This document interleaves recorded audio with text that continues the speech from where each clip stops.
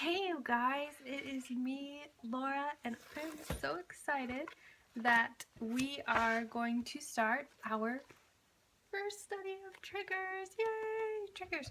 Okay, so basically this is a chance for us to talk and share ideas and advice and all that kind of stuff.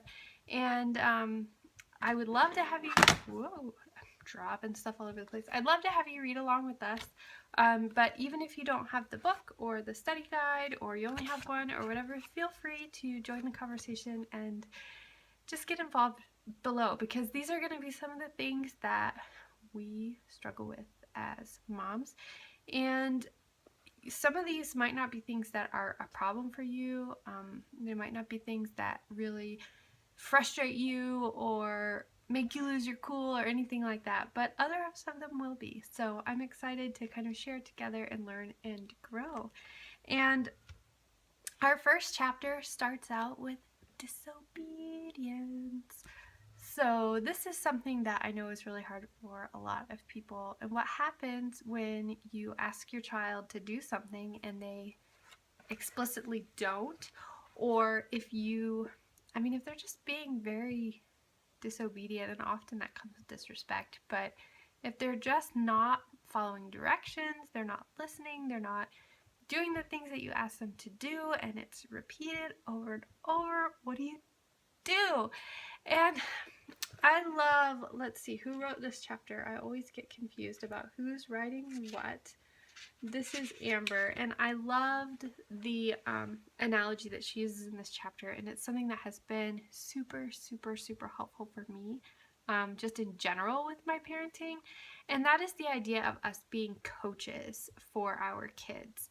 And the reality is that our kids are people, and we really can't make them do anything. I mean, yes, you can force your child to do whatever, but as far as like as an individual human being, like for example, when it's time to be quiet and go to bed, like I guess I could technically make my child do that from fear and whatever, but the reality is they have their own choices and they're going to choose to respond, and it's not always going to be the response that we had in mind and had pictured. But if we think of ourselves as coaches, like we're coaching our kids, we're encouraging them to be the best they can be. And just like a coach works with um, with their athletes, they can't win the game for their athletes. They can't make them do the right move. They can only teach them and train them and encourage them and come alongside them. And it's all about empowering them to grow and strengthen themselves in the way that they need to so that they can achieve success.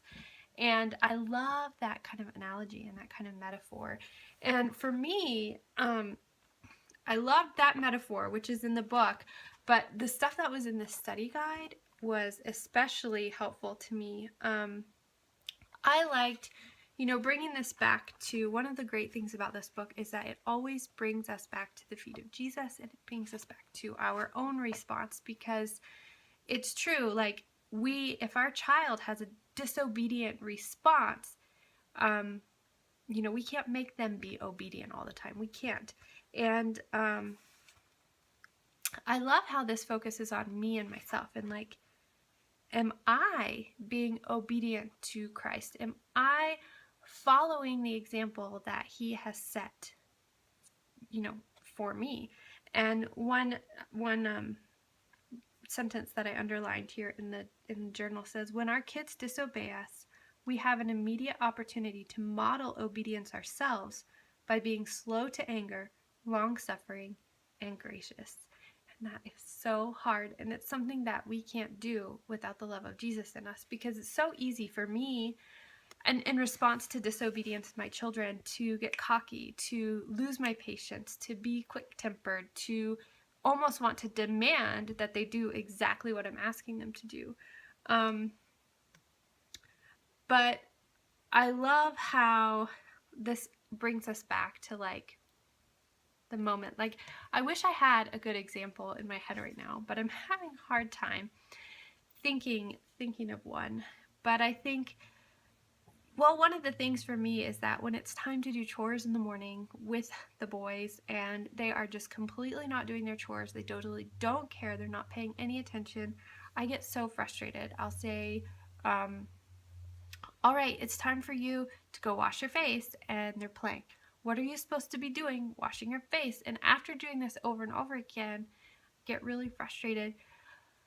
But helping me to step back, and the question that I really asked myself and have been really focusing on is my obedience first. Am I being obedient to what God is asking me to do in my response to their disobedience? Like, I've been thinking, especially this week, like if Jesus was right here with me, like, and I could physically see him, how would I be responding to my children differently when they're disobedient than I do just normally? And so I've been trying to slow down, like, why aren't you washing your face? Okay, remember we're doing chores right now. And this doesn't mean that I always just like let them get away with it. Like one thing I've started doing with Timothy, he gets very distracted. And so I'll tell him, Timothy, it's time for you to take your plate. You left your plate at the table and we were eating and you need to take your plate. And he'll say, oh, I'm going to go play with this car first, or oh, I'm going to do this. And I'll just gently go to him, Timothy, Mommy asked you to do this. I'll give you another chance. And if he continues to play with his toys, I'll say, Timothy, Mommy really wants you to be able to do the things you are, but I see that these toys are distracting you. So if I need to put them away in my closet for a day or so that you can focus on the things that you need to get done, I can do that. But is there anything that, is there anything you need help with? What can I do? How can I help you do what you're supposed to do? So it becomes a team thing where there's this act that the children are supposed to be doing. How can I encourage them? How can I help them meet that goal? How can I help them be obedient in that? And if they're not willing to be obedient, then sometimes they have to stay in their room for a little while until they're ready to, or sometimes that means that there's a consequence that is a natural or logical or whatever kinds of consequence it is. But really seeing myself more as this is a team and kind of taking back from the momentary stress of this one situation in this one specific area in which I'm asking my child to do something or not do something and we're looking for obedience, taking a step back and saying, okay, what is the big picture here? What's the overarching goal? What's the overarching lesson? What's the overarching thing that we're reaching for? And just trying to remember that. And it's been so helpful, so amazing. I don't always do everything. I still mess up sometimes, and I'm still learning and I'm still figuring out, like, this whole parenting journey. I don't know if I'll ever feel completely confident or like I've arrived in parenthood, because there's constantly changing. The boys are growing, situations change, I learn, I grow. I have hard times, I have good times, I have tired times, I have happy times. I think we're all kind of that way. But I think just this idea, this whole coaching metaphor has really just transformed a lot of things for me in parenting, and I think a very, very, very positive way. And there's this thing that Arlen and I always talk about in our marriage. Whenever we come up against a struggle or a problem or a challenge, we always try to think of it instead of him versus me or me versus him. It's us versus it. So we have a problem, we have an issue, and we are together as a team trying to work through and solve it. And that has been amazing for our marriage. And if I'm able to do that as well as take on this coaching, like, which to me the two ideas are so, like, they work so well together, and look at things and say, all right, how can we work together to help you, the child, be the best that you can be, and to learn to surrender to Jesus and to grow in him. And I don't know, I just feel like it's really empowering for me. But of course, I can't do any of this on my own. I'm very weak, and I have to constantly seek God and his strength and his guidance to help get me through and to help have the right attitude and the right nature and all of that stuff. So I'm wondering, with you, do you struggle with disobedience? How do you handle it? How do you respond? What is your internal? What is your reaction? What do you try to kind of do to redirect that and help that? And if you are reading along with us, share below a favorite verse that they shared with us, or your favorite anything you've underlined or your favorite things that stuck out to you, anything that you've been trying. And I would love to hear what's been happening with you, because I think it's so easy for us as parents sometimes to think of what I want you to do right now, and it's hard to lose, and it makes it easy to lose sight of the big picture. And really, we are here to raise them to be successful adults, and in my case, to be successful adults who love Jesus with all their heart.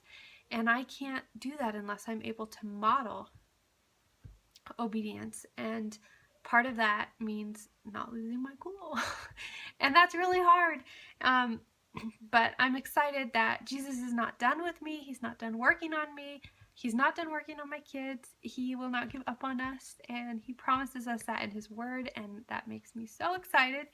And yeah, I'm just excited to learn more and to become a better mom all the time. I mean, who doesn't try to become better at whatever it is they're doing? And we're moms, right? Like, we always need to be growing and pushing ourselves and encouraging ourselves to continue to grow in this important role that we have.